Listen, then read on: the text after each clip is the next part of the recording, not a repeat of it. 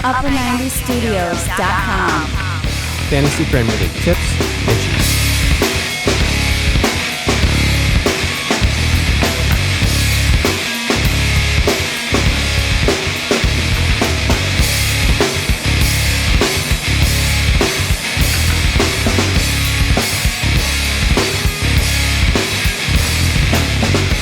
Hey everyone, welcome back. Today I'm going to talk about the impact of the FPL community on big decisions like Sergio Aguero. Rumors he was going to be benched, ends up scoring a hat-trick. First, I'm going to show you the positive and negative factors in my decision-making process for Aguero. Second, I'm going to talk about one of the biggest changes in the game since I started playing over 10 years ago, and that is the impact of the FPL community, which has grown massively in recent seasons.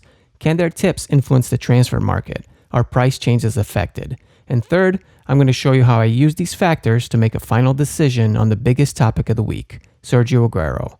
All the top FPL tips to give you a competitive advantage.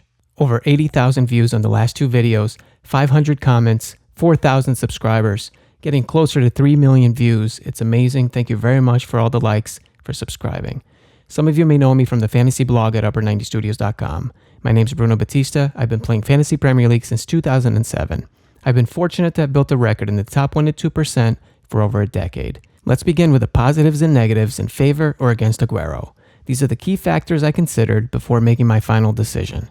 The first positive is Aguero started every home game when he was fully fit last season.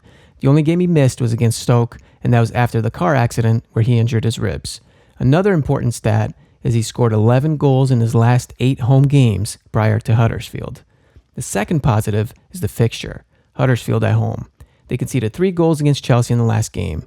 Then we find out one of their central defenders, Zanka, suffered an injury in training, and that's obviously because he picked himself in his fantasy team. They have Cardiff at home next, and watch him make a magical recovery, and then you know he's going to be a hero in FPL.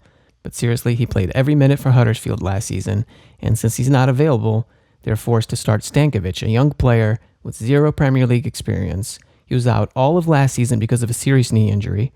This would mark his first appearance since March of 2017. And then you feed him to Sergio Aguero. That's not right. But there is a happy ending with Stankovic because when he's old, he can tell his grandkids that he scored against Manchester City, his first Premier League game, and he's just not going to mention the final score. So those are 2 positives, and here are the negatives. The first negative is Aguero was coming off a strange performance against Arsenal in which he blanked.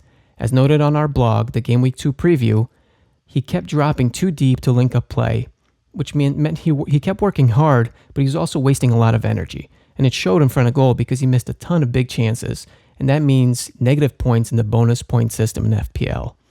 That was something to think about since the beginning of the week. Then on Friday, Jamie Jackson of The Guardian publishes an article suggesting Guardiola may drop Aguero in favor of Jesus. Then other media outlets and journalists start retweeting this story. Now we have 2 positives and 2 negatives. So how do we settle this? We have to consider the impact of the FPL community on big decisions, and I'm going to explain why. This is a major change in strategy from previous seasons. In the past, I would have said follow your instinct over anyone's advice every single time. But that was when the FPL community has a smaller following, and you could get away with making mistakes.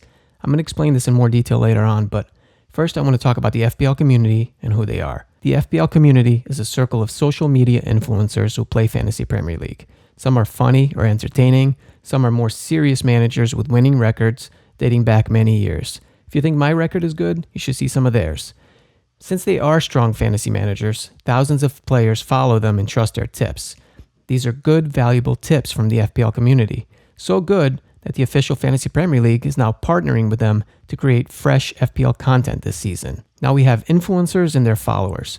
They're all strong players. These are our direct competitors, not the casual players who don't care about stats, they don't keep up with the latest news on injuries, they don't even check the fixtures. I use my own fixture difficulty cheat sheet that uses a unique algorithm to rank the teams. It's free to download. Subscribe to the email list on our website at Upper90studios.com. Click the fantasy tab at the top and you'll see the sign-up box. So I'm not worried about those managers that don't care about the fixtures. I care about the FPL community and their followers. These are the stronger managers. It used to be a few thousand, but now it's grown into the hundreds of thousands, and it continues to grow as the game becomes more popular. So what does this mean? It means that the game has changed massively in the last few years. I've been playing for over a decade, and you start noticing certain trends. One of the biggest changes is the impact of the community on the transfer market. Price changes are now being affected by their tips. If they say they're buying a certain player, his price rises at a faster rate than it did in the past. If they say they're unhappy with a certain player, thousands immediately log into FPL and sell him. I wonder if the FPL community thinks about sharing certain tips early in the week because it might negatively affect their own team, like who to sell. Say they want to wait until closer to deadline before selling a player. If they share that tip early in the week, that player's price may fall, and it's going to hurt their own team value. So we have the positives and negatives, and we know about the impact of the FPL community. How do we use these factors to make a final decision on the biggest topic, Sergio Aguero? Well, if it was 2 or 3 years ago, Aguero blanks against Arsenal, didn't play well, he's rumored to be dropped, you're probably going to see thousands of managers selling him. But this week, for some reason, his ownership continued to rise over 30%. So I settled on a compromise, which was to keep Aguero, but not captain him. As I mentioned on the previous videos, I'm playing it a lot safer this time around. I avoided certain newcomers. I'm not taking these wild risks, taking transfer hits, and it's starting to pay off, but not completely, because 2 red cards in the same game week, Jamie Vardy and Wan-Bissaka. Somehow I still managed 81 points. I had Aguero, Salah captain, Mane, and a couple of key defenders. Another thing is I also won my first ever daily fantasy contest on FanDuel this weekend for real money. I'm actually considering offering daily fantasy tips, so if you're interested, let me know in the comments. So now you've seen the impact of the FPL community on big decisions, and it's absolutely essential in my new strategy going forward. After I publish this video, first I'm going to celebrate my 81 points in FPL, plus first place on FanDuel. Then I'm going to write a new article with all my personal notes on key players and the top transfers for Game Week 3. Don't forget to subscribe to our email list and get your free fixture difficulty cheat sheet. Click the Fantasy Premier League tab at upper90studios.com. If you're on a computer, it's at the top right of the page. If you're on a phone, it's at the bottom. See you soon.